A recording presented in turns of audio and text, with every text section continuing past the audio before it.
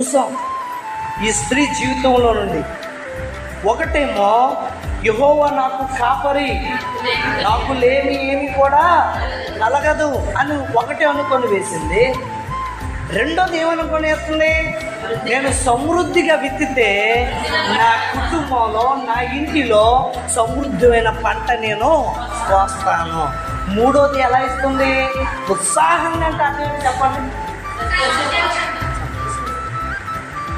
రేపటిని గూర్చి తాను రేపటిని గూర్చి చంపించండి, సంతోషంగా ఇస్తుందంట, ఆనందంగా ఇస్తుందట.